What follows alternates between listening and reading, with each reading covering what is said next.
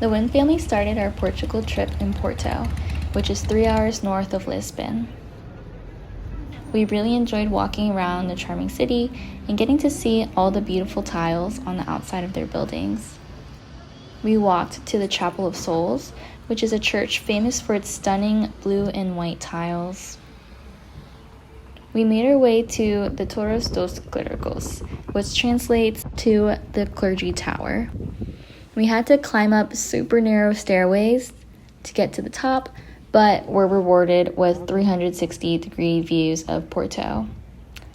I personally thought it was worth it. I don't know about the rest of the group.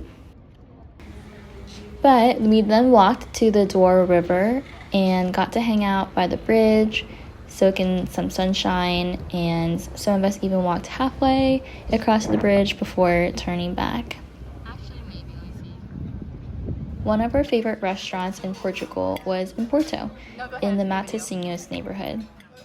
It was there at Tito 2 that we had our first of many tiger prawns and seafood rice during our trip in Portugal. After dinner, we walked to a nearby beach, and it was cool to look out at the Atlantic Ocean, knowing that home in Northern Virginia was just on the other side. The pinche Porto. Beautiful. E outro à esquerda. Jesus dizia: perdoa-os, Pai. After a quick 2 nights in Porto, we stopped by Fatima, which is a big pilgrimage site for Catholics.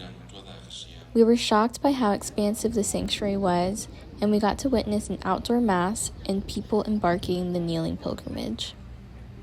Fatima is where Mary appeared to 3 shepherd children on 6 separate occasions back in 1917.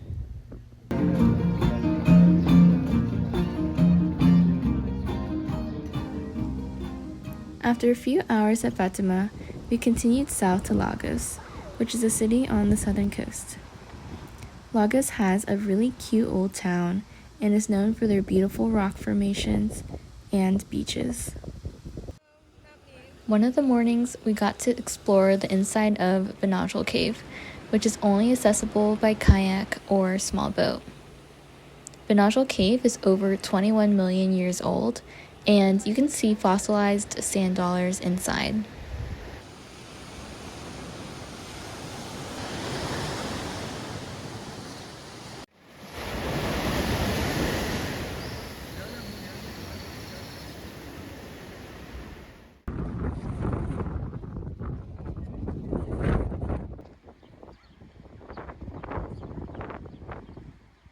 Another highlight was when Sung and I walked to see the sunset at Ponte da Piedade.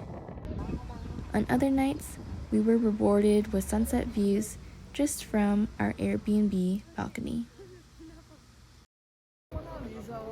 After a few nights in Lagos, we drove up to Sintra, which is a UNESCO World Heritage Site just outside of Lisbon. We first stopped by Pina Palace, which is recognizable by its bright red and yellow walls.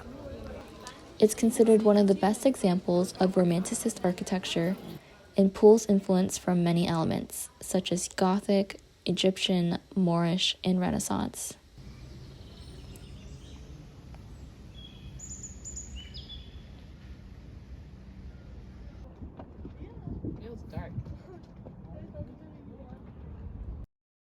We also stopped by the Moorish castle and climbed their iconic walls before heading to Lisbon.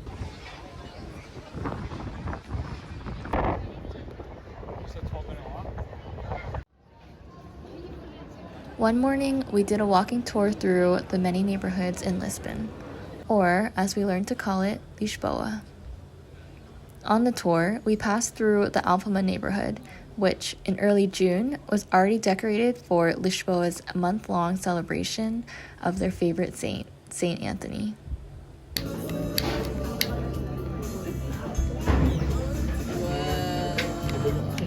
Thank you.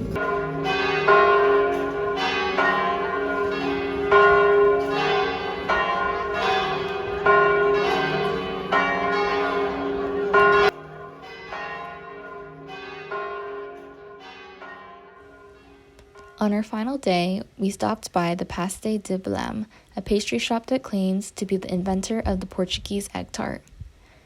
Whether or not it is true, they were definitely delicious.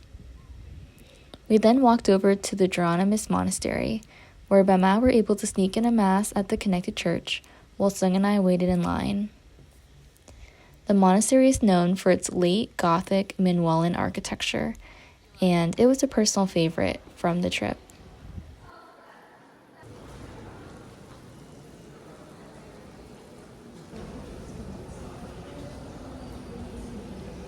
After exploring the monastery, we stopped briefly at the Belém Tower to conclude an amazing one family trip to Portugal.